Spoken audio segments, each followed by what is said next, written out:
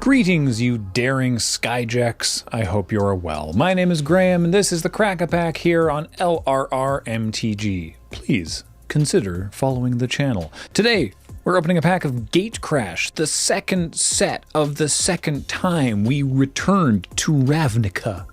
And it was given to us by Morton in Mailtime, which when written down like this, makes it look like their name is Morton Mailtime. And that's cool.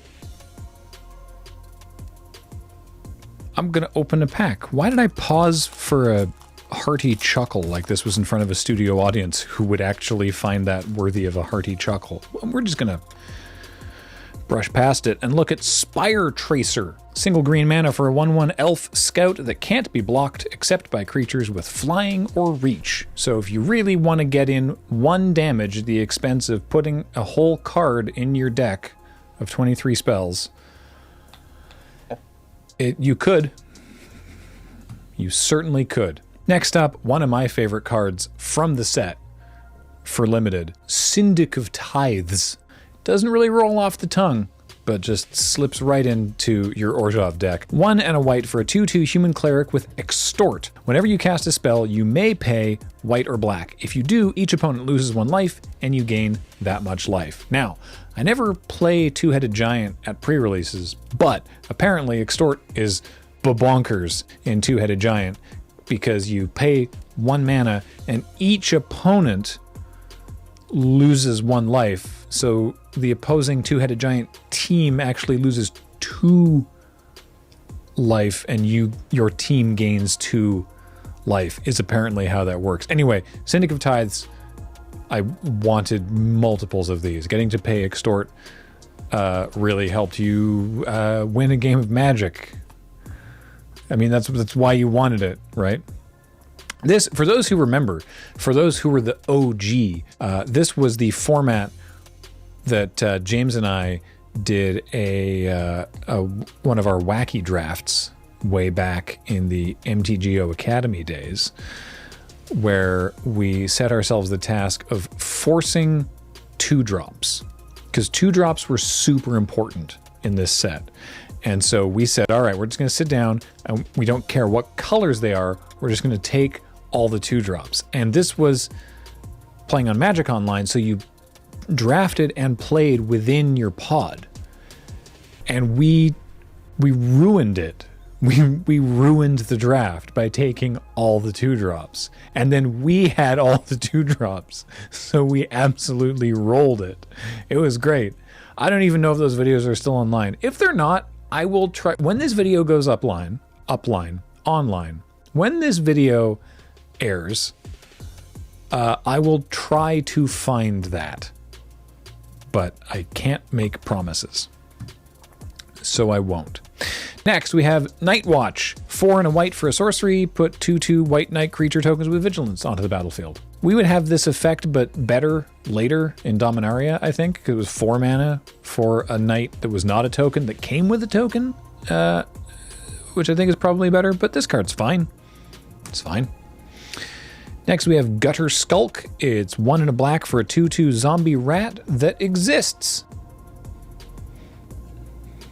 That's not a keyword ability. That's just what this is, because it doesn't do anything. But you keep on being you, Gutter Rat. Shoutouts to that thing. Mugging is next. Single red mana for a sorcery that deals 2 damage to target creature. That creature can't block this turn. You never really wanted to be in the position where you had to cast this on an opponent's creature just so it couldn't block. You really wanted to kill something, because again, 2-drops were important, unless some horrible Canadians had ruined the entire draft pod by taking all the 2-drops. Purge the Profane, 2 white black for a sorcery. Target opponent discards 2 cards, and you gain 2 life. Yeah, right. That seems fine. I don't remember it being amazing, but whatever. Act of Treason. Good old Act of Treason. 2 and a red for a sorcery. Gain control of target creature until end of turn. Untap that creature. It gains haste until end of turn. Sure. Riot Gear is a 2 mana artifact equipment. Equipped creature gets +1/+2 and equips for 2. I never saw this card get used in any capacity because it's just kind of not great. Glad we had this talk. Verdant Haven, 2 and a green for an enchantment aura. A chance to land. When it enters the battlefield, you gain 2 life. Whenever enchanted land is tapped for mana, its controller adds 1 mana of any color to his or her mana pool, is what I was about to say, because that's what it says on the card. But now it's just, you just add mana.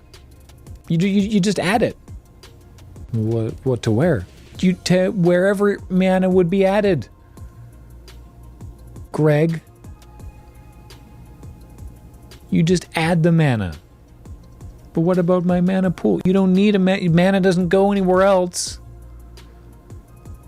I don't know why I've created this straw man who's really belligerent about needing the word mana pool on their cards.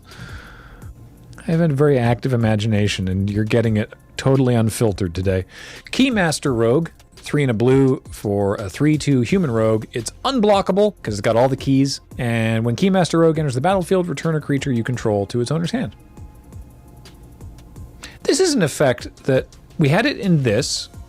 We had, I want to say Mystic of the Hidden Way, perhaps, in Khan's block. That's not Mystic I'm thinking of, though. Maybe there was one in Ixalan. The blue unblockable creature that requires you to bounce a different creature, or bounce a creature, so you can't play it as your only creature, you have to return something else. That was the thing that they were playing with fairly regularly for a while. Haven't seen it in several years. I kind of like it. I'm not huge on Keymaster Rogue, but I kind of like that idea. Dying Wish is 1 and a black for a creature enchantment. When enchanted creature dies, target player loses X life and you gain X life where X is its power. I guess you could put it on... Oh, enchanted creature you control. Okay, so you got to put it on one of your things. So it's like removal insurance. Like if they do eventually kill it, then it gets to like stab at thee from hell's heart, I guess. I don't think this is very good. Oh, especially since a much better 2-drop, again, 2-drop creatures are important, just like Burning Tree Emissary. Gruul. So that's 2 mana, and they can be any combination of red or green. For a 2/2 human shaman, and when it enters the battlefield, you add red-green to your mana pool. So you could play 2 2/2s on turn 2. 2. Burning Tree Emissary was very good in Constructed as well. Undercity Informa. For 2 and a black, it's a 2/3 human rogue, and for 1 and sack a creature, target player reveals cards from the top of their library until they reveal a land card, and then they put those cards into their graveyard. Right, this was the, what did we call this? It was it drilling? No, it was,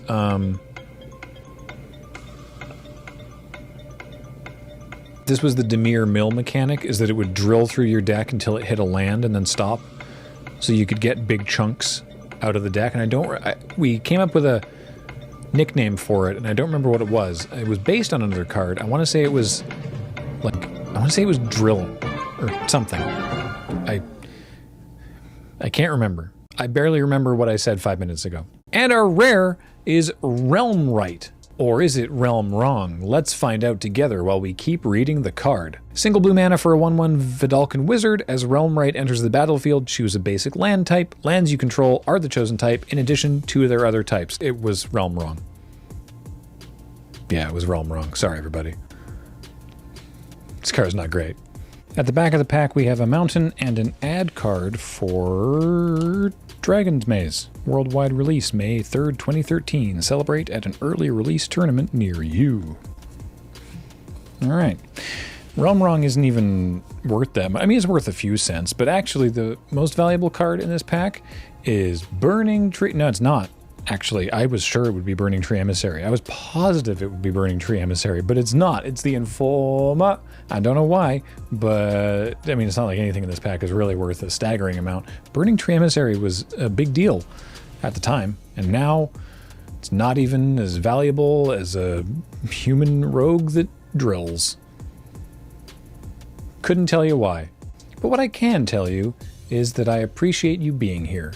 And if you want to send us a pack, which you don't have to do, but if you do want to send one to us, you can send it to our P.O. Box.